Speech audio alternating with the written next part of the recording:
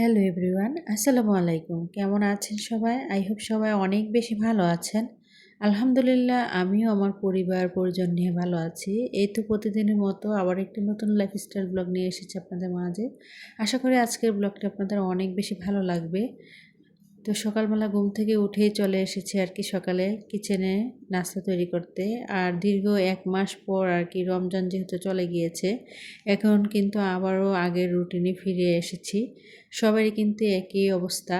তো রোজার মাসে কিন্তু দেখা গিয়েছে যে সবাই যেহেতু রোজা থাকতাম, যার কারণে দেখা গিয়েছে সকালবেলা আর ঘুম থেকে উঠে সকালে নাস্তা বানানোর প্যারা থাকতো না। তো এখন যেহেতু রমজান শেষ হয়ে গিয়েছে, এখন কিন্তু মানে অনেক বেশি টেনশনে পড়ে থাকি সবসময় যে দুপুরবেলা কি রান্না করব, সকালে নাস্তায় কি বানাবো, রাতের বেলা কি করব। সবারই কিন্তু আমার মতো সেমই অবস্থা। আমরা যারা গৃহিণীরা সংসার চালাই বা সংসারে সব কিছু ম্যানেজ করতে হয়, তারা কিন্তু সবসময় এরকম একটা টেনশন মাথার মধ্যে কাজ করতেই থাকে যে সকালে নাস্তায় বাচ্চাদেরকে কি দেয়া যায়, দুপুরবেলা কি রান্না করব। আসলে আমরা গৃহিণী বলে কথা, আমাদের যেহেতু সব দিক সামলাতে হয়, তাই আগে থেকে একটু সঠিক পরিকল্পনা করে রাখি বা আগে থেকেই আর কি আগের দিন রাতের বেলা থেকেই আর কি ভেবে রাখি যে কালকে সকালে নাস্তা কি বানাবো, কি আসে বিষয়। তো সকালবেলা আগের দিন রাতের বেলায় ভেবে রেখেছিলাম যে আজকে সকালে আর কি চাউমিন রান্না করব। তো সকালবেলা ঘুম থেকে উঠে আর কি চাউমিনটা সিদ্ধ করে নিয়েছি। তো চাউমিনের সাথে কিন্তু কিছুটা আলুও দিয়ে দিয়েছি। তো এখন টমেটো আর দেখা গিয়েছে ডিম দিয়ে আর কি আর যে নুডলসের মশলা দিয়ে আর কি খুবই সাধারণভাবে এখানে একটা চাউমিন রান্না করে নিচ্ছি। আর আমার বাচ্চারা কিন্তু এই চাউমিনটা খেতে অনেক বেশি পছন্দ করে। বিশেষ করে কিন্তু একটু শসা দিয়ে দিলে চাউমিনের উপর দিয়ে খেতে কিন্তু অনেক বেশি ভালো লাগে। তো যাই হোক, এখানে কিন্তু সকালের নাস্তা রেডি করে নিচ্ছি। তো ভিডিওর এই পর্যায়ে এসে যে সকল প্রিয় মিষ্টি আপুরা আমার ভিডিওটি দেখছেন, প্লিজ ভিডিওটিতে একটি লাইক দিয়ে অবশ্যই কন্টিনিউ করবেন।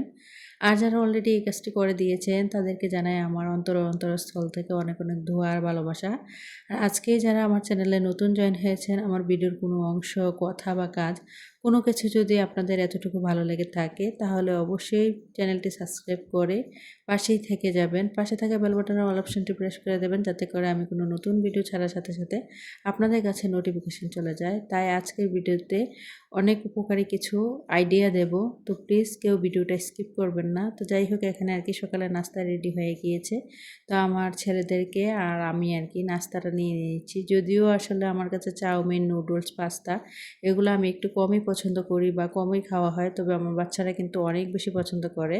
শুধু আমার বাচ্চা না, সব বাচ্চারাই কিন্তু দেখা গিয়েছে মিষ্টি জিনিসের চেয়েও কিন্তু ঝাল জিনিসটাই একটু বেশি পছন্দ করে আর কি। আমার বাসায় কিন্তু আসলে মিষ্টিটা খুবই কম খাওয়া হয়। তো যাই হোক, সকালে নাস্তা করে নিয়েছিলাম অফ ক্যামেরাতে, তারপরে আর কি এখানে চলে এসেছি। সকালে নাস্তার পর যত প্লেট, বাটি, থালা বাসন যা কিছু থাকে আর কি, সেগুলো আসলে আমাদের গৃহিণীদেরকে কিন্তু প্রতিদিনই পরিষ্কার করতে হয়। দেখা গিয়েছে প্রতিদিন 2 থেকে 3 বার কিন্তু আমরা এগুলো পরিষ্কারই করি। দেখা গিয়েছে একবার সকালে নাস্তা থেকে শুরু করে আবার দুপুরে খাওয়া দাওয়ার পর, কিন্তু সব কিছু তো আর আপনাদের মাঝে শেয়ার করা হয় না। আর সারাদিন কি করি না করি এগুলো যদি শেয়ার করতে চাই, তাহলে ভিডিও কিন্তু 24 ঘন্টার ভিডিও কিন্তু 24 ঘন্টাই হয়ে যাবে। তো আসলে এত লং ভিডিও তো আর আসলে মানে সবাই দেখতে চায় না। তো যাই হোক, কেটে কুটে কিন্তু এত সারাদিনের কাজকর্মকে মাত্র 12 থেকে 13 মিনিটের একটা ভিডিও বানাই। তারপরেও আমার অনেক আপুরা কিন্তু ভিডিও দেখতে চায় না। তবে আমার কিছু কিছু মিষ্টি আপুরা আছে, প্রথম থেকে শুরু থেকে শেষ পর্যন্ত কিন্তু আমার ভিডিওগুলো খুব নিখুঁতভাবে দেখে। তো আমার আগের ভিডিওতে আমার একটা মিষ্টি আপু খুব সুন্দর করে একটা কমেন্ট করেছে, লুবনার সংসার থেকে লুবনা আপু, নারিকেল পুলি পিঠা আমার অনেক ভালো লাগে আপু। পুলি পিঠাগুলো কি তোমার মতো সুন্দর হয়েছে? তোমার টিপসগুলো আমার কাছে অনেক দারুণ লেগেছে আপু। তোমার ওয়াল শোকেসটা অনেক সুন্দর, আর তার সাথে খুব সুন্দর করে সাজিয়ে রেখেছো। তার সাথে কিন্তু আপুটা এত সুন্দর করে আমার ভিডিওতে সবসময় কমেন্ট করে। এর আগের ভিডিওতেও অনেক মিষ্টি একটা কমেন্ট করেছিল, যদিও আমার খেয়াল ছিল না ওই কমেন্টটা শেয়ার করতে। যাই হোক, আজকে আর কি শেয়ার করলাম। আমার এই মিষ্টি আপু ছাড়াও কিন্তু আরও অনেক আপুরা আছে যারা আমার ভিডিওতে প্রতিনিয়ত খুব সুন্দর সুন্দর মিষ্টি মিষ্টি কমেন্ট করে। তাদের মধ্যে হচ্ছে ফ্যামিলি ব্লগ থেকে ফারিয়া আপু, তার সাথে সম্পার সংসার, আর তারপর রিমি দিদি ইন্ডিয়া থেকে আর কি, পাখি আপু, বিথির রান্নাঘর কালকে একটা অনেক সুন্দর একটা কমেন্ট করেছে। তারপর শারমিন শিমু আইডি থেকে আপুটা কিন্তু প্রতিনিয়ত অনেক বড় বড় কমেন্ট করে, আর আপুর কমেন্টগুলো অনেক বেশি মিষ্টি। যদিও আমার কখনো আসলে এই আপুটার কমেন্ট পড়া হয় না, তবে অবশ্যই একদিন এই আপুটার কমেন্ট পড়ব। তো আমার অনেক আপুরা আছে যারা আমাকে অনেক বেশি সাপোর্ট করে, ভালোবাসা দেয়। তো যাই হোক, আজকের ভিডিও টাইটেল এবং থাম্বনেল মূল টপিকে চলে আসে আর কি। আজকের ভিডিওতে শেয়ার করব মধ্যবিত্ত পরিবারে সংসার খরচ কমানোর দারুণ দারুণ কিছু আইডিয়া। দেখতেই থাকুন, আশা করি ভিডিওটা আপনাদের অনেক বেশি ভালো লাগবে। আসলে আমরা যারা মধ্যবিত্ত পরিবারে বসবাস করি, আমরা যদি একটু বুদ্ধি খাটিয়ে, টেকনিক খাটিয়ে যদি চলি, অবশ্যই সংসার খরচটা অনেকটাই কমাতে পারি। তো সকালবেলা ঘুম থেকে উঠেই কিন্তু বাজারে চলে গিয়েছিলাম, আর এখানে কিন্তু 2 রকমের টমেটো, শীতকাল প্রায় শেষের দিকে, আর এখন কিন্তু টমেটোর সিজনও কিন্তু অনেকটাই কমে যাচ্ছে। আর দ্বিতীয় কথা হচ্ছে, বাজারে কিন্তু সব সবজির দাম কিন্তু অনেকটাই বেড়ে যাচ্ছে, গাজর থেকে শুরু করে কাঁচা মরিচ, ধনেপাতা, টমেটো। তো যেসব সবজিগুলো আসলে শীতকালীন ছিল, এখন তো প্রায় গরম পড়ে গিয়েছে, তো এখন এই সবজিগুলোর দাম কিন্তু অনেকটাই বেড়ে যাবে। তাই আমরা গৃহিণীরা যদি বুদ্ধি করে আগে থেকে কিছু টমেটো এনে এভাবে আর কি আগে থেকে ফ্রোজেন করে রেখে দিই, দেখা গিয়েছে আমাদের সংসার খরচটা কিন্তু অনেকটাই কম হবে। দেখেন, আমি কিন্তু অফ ক্যামেরাতেই টমেটোগুলো ধুয়ে পরিষ্কার করে নিয়েছিলাম, তারপরে অফ ক্যামেরাতে আর কি এতগুলো টমেটো কেটে নিয়েছি। আর এতগুলো টমেটো কাটতে কিন্তু আমার অনেকগুলো সময় লেগেছে। এগুলো সব কিছু যদি ডিটেলসে ভিডিওতে দেখাতে যাই তাহলে কিন্তু অনেকটাই বড় হয়ে যেত ভিডিওটা। তো এখানে কিন্তু কিছু ক্যাপসিকামও নিয়ে এসেছিলাম। এখন যেহেতু শীতকালে কিন্তু দেখা যায় যে অনেকটাই ক্যাপসিকাম বাজারে পাওয়া যায়, আর ক্যাপসিকামের এখন কিন্তু অনেকটাই দাম কম, তার জন্য আর কি বুদ্ধি করে আমি এখানে অনেকগুলো ক্যাপসিকাম নিয়ে এসেছি। তো আমরা যারা মধ্যবিত্ত আছি, আসলে দেখা গিয়েছে এখন বর্তমান সময়ে এসে কিন্তু বর্তমান বাজারে সব কিছুর দাম কিন্তু অনেক বেশি বেড়ে যাচ্ছে।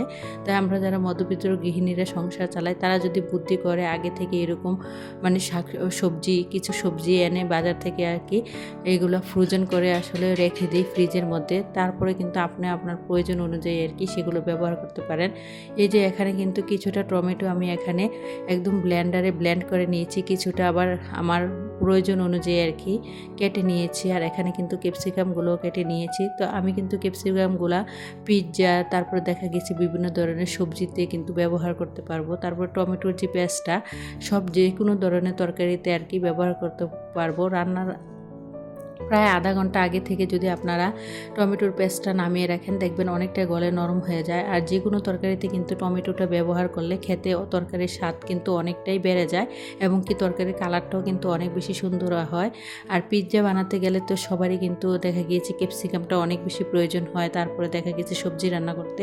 তা আগে থেকে যদি এখন কম দাম থাকতে টমেটো, তারপর কাঁচামরিচ, ধনেপাতা, তারপরে দেখা গিয়েছে যে গাজর, তারপর ক্যাপসিকাম, এগুলো যদি আমরা গৃহিণীরা আগে থেকে বাজার থেকে এখন কম দামে এনে কিছুটা ফ্রোজেন করে ফ্রিজে রেখে দিই, এতে করে কিন্তু দেখা গেছে আমাদের সংসার খরচটা কিন্তু অনেকটাই কমে যাবে।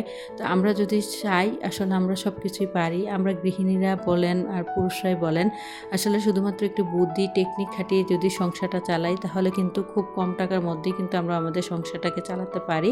তাই সংসারটাকে যদি অল্প টাকার মধ্যে বা কম টাকার মধ্যে সংসার খরচ যদি আমরা কমাতে চাই, তাই আগে থেকে যদি বুদ্ধি করে আমরা সকল গৃহিণীরা আগে থেকে বুদ্ধি করে যদি এই কিছু কিছু টিপসগুলো মেনে চলি বা এই আইডিয়াগুলো মেনে চলি, তাহলে দেখবেন আপনার সংসার খরচটা কিন্তু অনেকটাই কমে যাবে। এখানে যে দেখেন এই ধনেপাতাগুলো কিন্তু আমি কিন্তু অন্য সময় আনতে গেলে অনেকটা দামি কিনতে হতো, মাত্র 10 টাকা দিয়ে কিন্তু আমি এখানে 2 আটি ধনেপাতা এনেছিলাম। এগুলো কিন্তু অফ ক্যামেরাতে বেছে কুটে ধুয়ে পরিষ্কার করে তারপরে আর কি কেটে নিয়েছি, চিকন চিকন করে তরকারিতে দেওয়ার উপযোগী করে, তারপরে এখানে একটা বক্সে রেখে দেব। তো ঠিক তরকারিটা উঠানোর আগ মুহূর্তে কিন্তু উপর দিক থেকে যদি এই ধনেপাতাগুলো দেওয়া হয়, আর তখন কিন্তু অনেক বেশি সেন্ট হয়। আর এই ধনেপাতাগুলো কিন্তু একদম দেশি পাতা ছিল, যে ফুল চলে আসে যে এই ধরনের ধনেপাতাগুলো ওই রকম আর কি।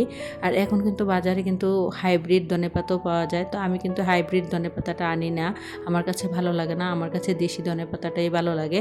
তো আপনারা চাইলে কিন্তু সংসার খরচ যদি কমাতে চান, তাহলে অবশ্যই এখন বর্তমান সময়ে বাজারে কিন্তু অনেক শাকসবজির দাম কমে আর বেড়ে যাচ্ছে, তাই এখন অনেকটাই কম থাকতে আপনারা কি করবেন, বাজার থেকে টমেটো, গাজর, কাঁচামরিচ বলেন, তারপর ধনেপাতা বা দেখা গিয়েছে ক্যাপসিকাম, এগুলো যদি আগে থেকে বাজার থেকে কিনে এনে কিছুটা ফ্রোজেন করে এভাবে বিভিন্ন উপায়ে রেখে দেন, তাহলে কিন্তু দেখা গিয়েছে যে আপনার আমার সবারই কিন্তু সংসার খরচটা অনেকটাই কমে যাবে। তো এই আইডিয়াগুলো কিন্তু আপনারা চাইলে কাজে লাগাতে পারেন। তো আমি কিন্তু প্রতি বছরই এইভাবে করে অনেক কিছু কিন্তু ফ্রোজেন করি। তা আর যে টমেটোগুলো নিয়ে এসেছি, কিছুটা টমেটো দিয়ে কিন্তু আমি দেখা গিয়েছে টমেটো সসও কিন্তু বানিয়ে রাখবো। আর আমরা কিন্তু বাজার থেকে অনেকটা দাম দিয়ে টমেটো সস কিনে খেতে হয়। আমার বাচ্চারা কিন্তু প্রতিনিয়ত ভাজা পোড়া টাইপের খাবারটা অনেক বেশি পছন্দ করে। তো যে কোনো ধরনের ভাজা পোড়া খাবারে কিন্তু টমেটো সস অনেক বেশি কাজে লাগে।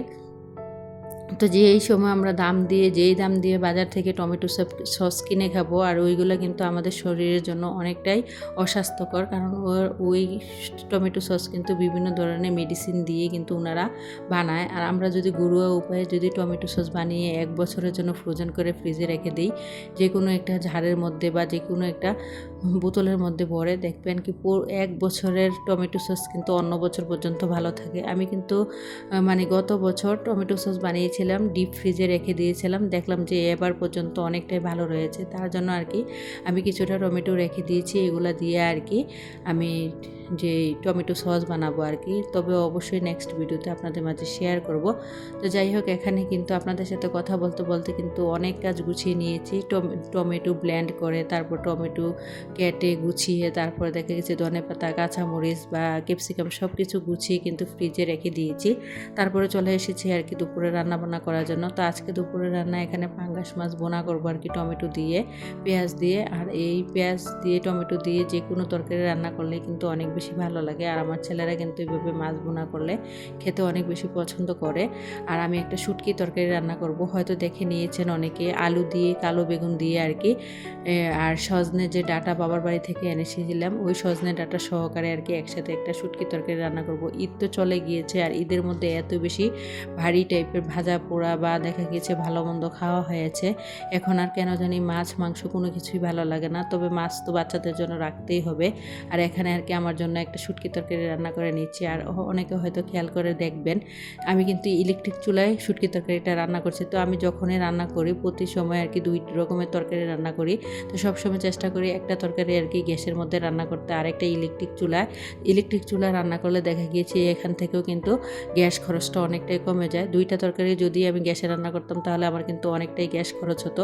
তো আমি কিন্তু বুদ্ধি করে টেকনিক খাটিয়ে কিন্তু একটা তরকারি আমি সবসময় ইলেকট্রিক চুলায় রান্না করি। এতে করে দেখা গেছে আমার গ্যাস খরচটা অনেকটাই কমে যায়। আর এখন বর্তমান সময়ে গ্যাসের দাম কিন্তু অনেক বেশি। তো যাই হোক, এই আইডিয়াগুলো আশা করি আপনারা কাজে লাগাবেন। তো যাই হোক, আমার পরবর্তী ভিডিও দেখার আমন্ত্রণ জানিয়ে আজকের মতো ভিডিওটা এখানেই শেষ করলাম। সবাই ভালো থাকবেন। খোদা হাফেজ। আসসালামু আলাইকুম।